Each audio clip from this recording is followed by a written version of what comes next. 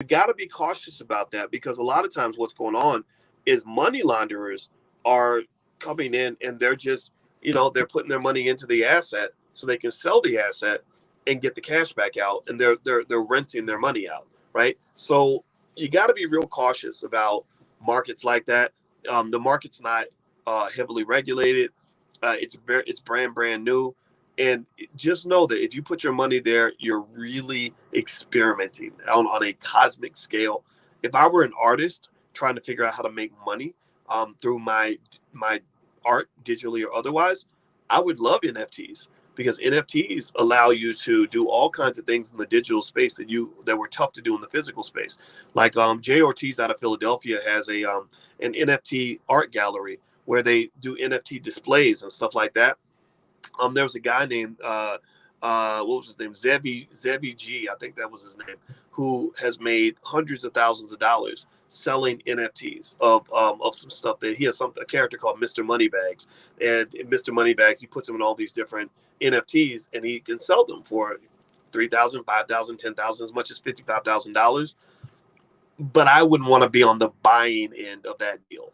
But as an artist, if I were an artist trying to find ways to make money from my art, this is perfect. And necessity is the mother of invention because NFTs became popular during the pandemic when artists were trying to figure out ways to make money without, doing concerts or without, presenting their art in person. So, it's a natural evolution. I think it's here to stay, but I just don't trust the market enough to really put a lot of money into it. All right. So, let's see here. Charles Hawkins says, do you have a platform for one-on-one time with your students? If not, is it possible? Uh, well, okay, Charles, here's the deal. I don't really have a lot of time to do one-on-ones. They're really hard to do. But if you want to do a one-on-one, it's not cheap.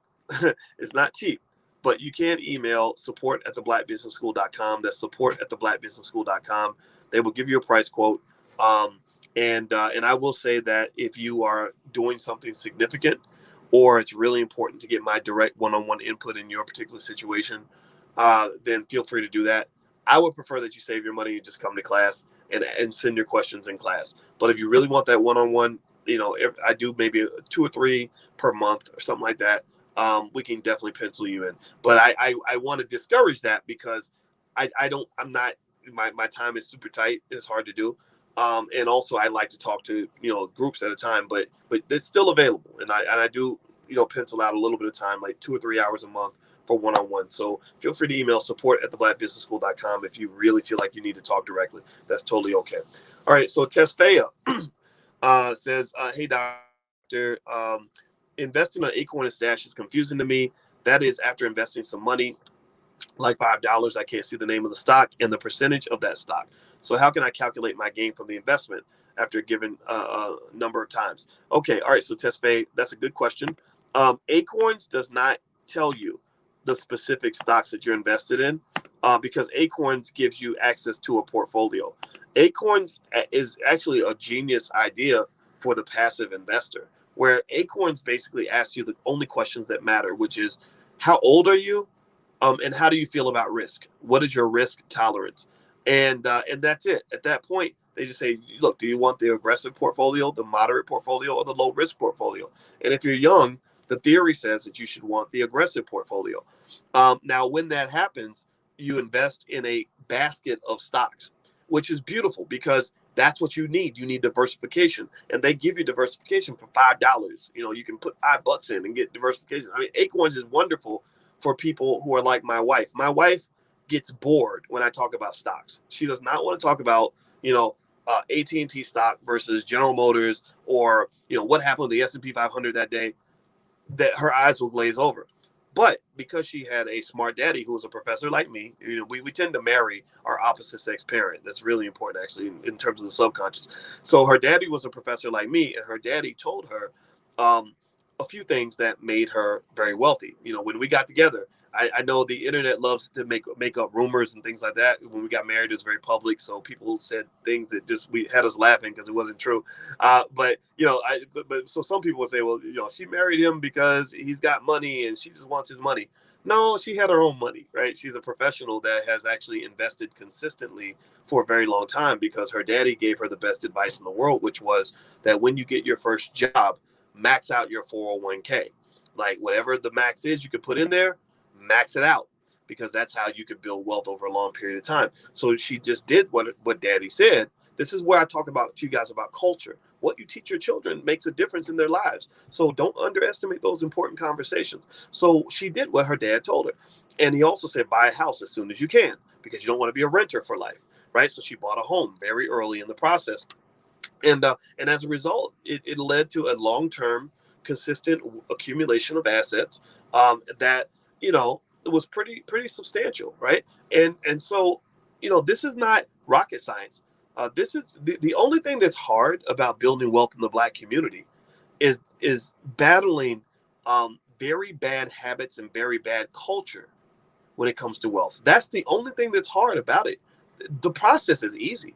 It's like when I was trying to lose weight. Losing weight, when I decided to what I wanted to do, it was easy. If you're running 3 or 4 miles every couple of days, you can't stay fat if you do that, right? The hard part was me getting out of my old habits of, laying on the couch and eating the pizza and ice cream instead of getting up and exercising. That was the hard part. Once I got past that, the rest was easy. So building wealth and becoming rich is actually quite simple and quite easy when you see it from where I see it.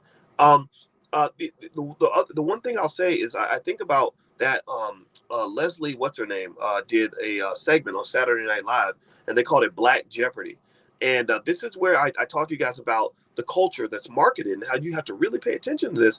And on Black Jeopardy, one of the questions was basically something like, your boss wants to take $50 a week out of your paycheck for your 401k. What do you do? And she hit the buzzer and she said, you better give me my money so I can buy me some scratch offs, right? Like scratch off lottery tickets, right? And she's swinging her neck and everything. And the thing is that that's not funny, because there are people who really think that way. And it's not also not funny because there are people who think that that's okay to think that way, right? Where you give away all your opportunities to build wealth and then you have no wealth later on, right? So now your children are destitute. Now you die, they can't even pay for the funeral, and your children are starting all over again. So those little cultural cues are things you have to pay attention to, and you have to nip it in the bud and go right at it and make sure that your kids understand, like, no, this is how you go broke. This is how you never build anything. And you have to take control of that process, because so many things you see in media promote incredibly unhealthy economic habits. So you have to build your own. All right. So next question, Dontrell says, is KuCoin a trusted crypto platform? This is the only place I can find Disney's crypto Dragon Coin. Yeah, you know what? KuCoin is, it's a big exchange. There's a lot of money being traded on it. I'm real skeptical about exchanges that don't answer to the U.S. federal government, only because I want to know that if something goes wrong, I can get my money back. And so, not to give the impression that, things that are done in Asian countries are always shady. I'm not saying that, but they don't have to answer to you if something happens and your money suddenly disappears. So what I would say is, if you want to go to KuCoin, get a small account and buy that Disney coin that you like, which is fine. I'm not judging that one way or the other. That's fine. But what I do is I actually put my crypto in different places, so that if one crypto exchange goes bad, I'm not going to lose everything, right? The other thing I can tell you guys is, if you go to drboycrypto.com, you can actually see a screenshot of all the cryptos that I bought. And this portfolio has made an insane amount of money. I've held it since 2017. And I was really sad. I cried. I didn't cry, but I was really sad. I was feeling the blues when the crypto market crashed. So I just left it alone and didn't mess with it, and said, crypto, maybe it'll rise again. And it did rise again. And when it rose again, some of these cryptos went up by 3,000%. It was awesome, right? So you can go to drboycrypto.com if you want to literally just see a screenshot of my crypto. It's right there for you. All right. So the last question you guys pre-submitted is from Charles Hawkins. He says, what's your perspective on investing in Dogecoin? Is it something you believe that will be around in 10 years? Is it so? Dogecoin, do I believe it'll be here in 10 years? I don't think it will be, to be honest with you. I know people might get offended by that, but I gotta tell you the truth in terms of what I think. I'm not a big fan of Dogecoin. Is it wise to invest in Bitcoin Cash? I have some investments in Bitcoin Cash. I'm gonna leave that decision up to you, but I have invested in it. I don't think it's terrible. I know it was part of one of those forks where, I guess, in Bitcoin they have these civil wars, and They argue over the best way to process transactions and all that, and then they end up having these what they call these forks, where things will divide or whatever. And so I guess Bitcoin Cash is one of those forks. Last question: do you think it's too late to invest in Bitcoin for people that just became knowledgeable about it? Um, I don't think I think the answer is no to that question, because I just bought some more Bitcoin recently, right? And I'm a big fan of crypto and Ethereum and Bitcoin and everything else. Um, but one thing you want to understand about investing and making money is, perspective is everything. And people that have vision, court vision, so to speak, are better able to figure out how to put the ball in the basket. And what do I mean by that? Well, it's easy to look at an asset, and everybody has access to the past. Everybody knows what the asset's path has been to this point. Everybody can look at you. I can show you a chart right now that shows you what Bitcoin has done over the last 5 years, and the price is going to look pretty high compared to what it was 5 years ago. What I can't give you is a chart that shows you what it's going to look like over the next 5 years. But you know that chart is coming. You know that, if you record yourself talking right now, if you're like me, you know that in 5 years, you're gonna watch. You could watch that video and say, "Oh my God, I had no idea what was coming. I can't. I wish I could go back in time to 2021 and tell my old self what was going to happen in the next 5 years." Right? I mean, think about this. Imagine if you could go back 5 years and invest in the stock market. My God, if you have any sort of income and you invested in any sort of rate that made sense, you would have a ton of money right now, right?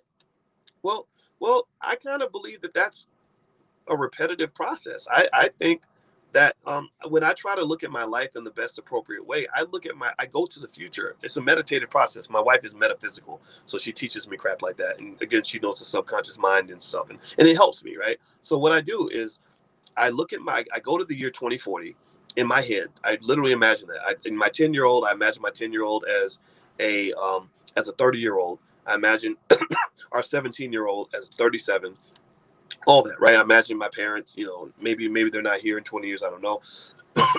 Whatever, right? And then I live in that place. Then I look back at 2021. And when I look back at 2021, everything looks different. The things that seem big are actually small. The things that seem small are actually big, right? And I do that not just with life, but with investing as well. And when I see it that way, it kind of gives you a different point of view when it comes to investing. So what I'm trying to say, without getting overly deep, but that's what I want to. I like being deep with you because I kind of want you to really understand all the different ways to analyze this. Is the best solution that I see is keep investing. Keep investing. Everything that seems amazing now is not gonna. Maybe it's not gonna be amazing 5 years from now. Like maybe you're amazed that Amazon cost $3,600 a share. Well, just remember there was a time where people were amazed that the Dow had hit 5,000. Did you know that? Well, in fact, when the Dow hit 1,000, people were amazed. People thought the Dow couldn't go higher, right? Then when it hit 10,000, they were like, "Oh my God, that's insane. This is incredibly too high. It's got to go down." Right? Then it hits 15, then it hits 20, 25, 30. Now it's at 33, 34, whatever it is, right? Well, maybe one day it's going to hit 40, 50, 60, 70, 80, and 33 is going to look cheap as hell, right? So your gift, your number one power move is that the fact that you have the present right in front of you. You're right here, right? Like imagine if you could go back to 1984 and start investing in 1984, how rich you would be, right? Well, 2021 is your version of 1984, right? Because at some point, 2021 will no longer be accessible to you. So it's up to you to decide what to do with this moment in time right now. And to me, the power move is always to plant your damn seed. Plant your seed, plant, and then let the chips fall where they may.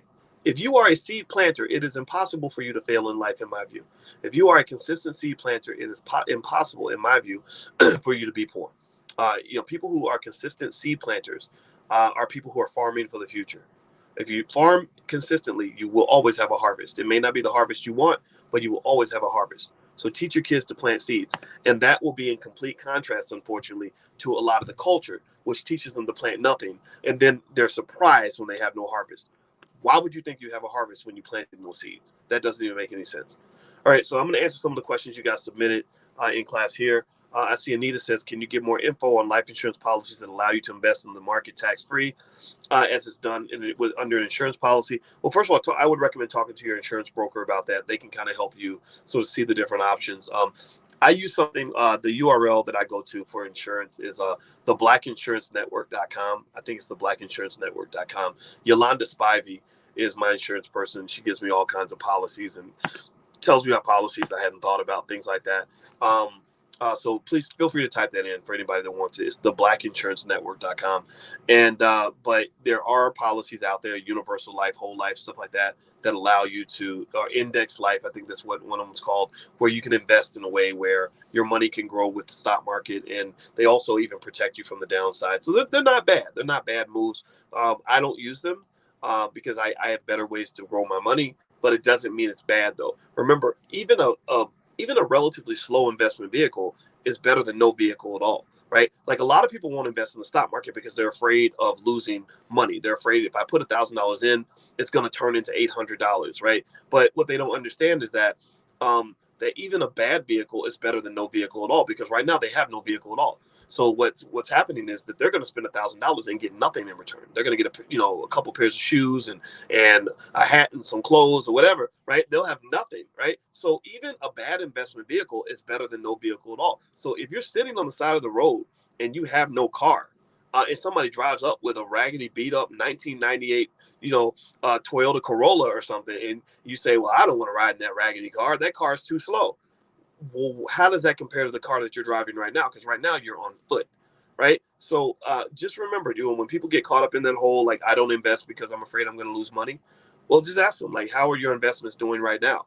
And if they have no investments, then they're losing the economic game. And that's exactly why they're losing. That's exactly why. If you don't invest in America, you probably won't do well economically. It's going to be really hard to do. All right. So let's see, Dr. Boyce, can you give me the webinar number for Black Millionaires of Tomorrow? Yes. Go to blackmillionairesoftomorrow.com. That's blackmillionairesoftomorrow.com. Carmelita or anybody in the team that's in here, if you could type in that in the chat, or just anybody can type it in if you want to. It's blackmillionairesoftomorrow.com. I'd appreciate it. Dina, what cannabis stocks are you buying? I bought Aurora Cannabis. I bought some Tilray. I also bought into some cannabis ETFs or cannabis mutual funds that just sort of buy a bunch of different cannabis stocks. I'm all over cannabis because I believe in that play long term. Let's see, Marlon, is it possible to learn about stock options while working a full-time job? Yes. I have a stock options masterclass. I think I think the URL is literally stockoptionsmasterclass.com. Feel free to go take a look at that. We spent a whole weekend going into detail on stock options, how they work, how to use them to add to your portfolio. That's how I make the bulk of my money, is selling stock options, and it works really well, and I love it. It's great. And best of all, it requires no work. And so I encourage you to dig into it. I think stock options are a great way to enhance your portfolio. So stockoptionsmasterclass.com. Feel free to go take a look. Let's see, Renee Jackson, what are some good microcap stocks you recommend? Do you recommend any penny stocks? I can't think of any. I don't do penny stocks, honestly. Microcap, gosh, I can't think of any micro caps. Micro cap, if you're talking about small company stocks, I don't tend to really mess with a lot of small company stocks. We did talk about Bit2Gold, B2, I think it's B2G. I did buy some of that. I think that's a small company, but most of the companies I buy tend to have a market cap of over a few billion dollars. I don't like those small stocks are tough because the market is a little bit sketchy and illiquid. So what happens is that what they call the bid-ask spread ends up being wide because the market maker needs a lot of compensation to sell that stock. And what does that mean? That means it's basically like if you're trying to sell your car in a town that only has 1,000 people in it, it's gonna do all kinds of weird things to the price because your market is just all kind of weird and janky and messed up. Whereas if you're selling your car in a town that has 10 million people and people are buying and selling cars all the time, and there's a big website where there's millions of people on it, then you're more likely to get a price that is consistent with the true value of the car. But a bad market means that the prices can be manipulated, crazy things can happen. There's a lot of what they call information asymmetry in that market, meaning that one buyer knows one thing that another buyer doesn't, and it just kind of becomes a complete mess. So you got to kind of think about that. Any thoughts on Hertz as an investment? I like Hertz as a company. I don't really necessarily love them as an investment. I don't know exactly what's going on with Hertz stock. Let me see here. Because last time I remember seeing they were in bankruptcy, and it looked like that ended up actually working out where they were able to recover, which was good. I think Hertz is a good company. Now, if I look up Hertz on Robinhood, I don't see Hertz stock on here, so I don't know the status of Hertz stock. So apparently, it doesn't look like, at least not on the Robinhood app, that it could be tradable at this moment. Where should I purchase gold from? I like to buy gold, Renee, from ETFs. The ETF for gold is the ticker symbol is GLD. That's GLD. And so you can feel free to go to look up GLD, and that's a gold ETF that moves back and forth with the price of gold. Last question. James says, when you leave your investments in a will to someone, can they continue adding to the investments, or do they have to sell them and start over? No, they do not have to sell. I would encourage you to go sit down with your lawyer and take that time, that hour or two, to go through your estate plan. And what lawyers will do, what estate planning attorneys can do that I think is great, is they can explain to you all the different things you could do with your money that will allow you to transfer your assets with minimal tax burden and minimal legal intervention by the state. That's what you want. You want to minimize government involvement in the way you pass your money. So that means when I die, I don't want the IRS taking more than their share than what they actually need to have. And then two, I don't want my money tied up in court battles. I don't want my money tied up in with the probate process. I want as much of my assets as possible to fluidly pass to those I've left behind. So I have a wife, and I want my wife to be able to go right into my account on the, if God forbid, if I died, I would want her on the day I died to be able to go right into my account and get that money out so she can pay the bills that month. Because remember that if you don't make a death plan, then those people that depend on you are not going to be able to access your money. They're not going to be able to, they're going to say, gosh, we can't pay, sure, maybe you left them something, but it might take them 6 months to get it. Do they have your passwords? Do they know how to go into your bank account? Do they have, is there a way they can tell the bank? Like, is there something on your bank account that says if something happens to me, this person can come and get my money out, right? Remember, death does not make an appointment a lot of times. Death does not, the Grim Reaper does not make appointments in many cases. So if they don't care how much you got going on, how many people depend on you, what you have to do next week, they will come and take you away, and no one will be able to get in touch with you. It'll be like having your cell phone on silent and being in the mountains with no signal. Like they can't call you and ask you that one last little question that they need to ask. So remember, those questions have to be asked now so that you have that documented so that you can have as smooth of a transfer as you possibly can. I kid you not. For Black people, it's so insane to me that we die for so many different reasons, right? You know what it's like to be Black, and for people that die so much, it's amazing to me how so many of us think we're going to live forever, right? We think it's going to happen to somebody else and not us.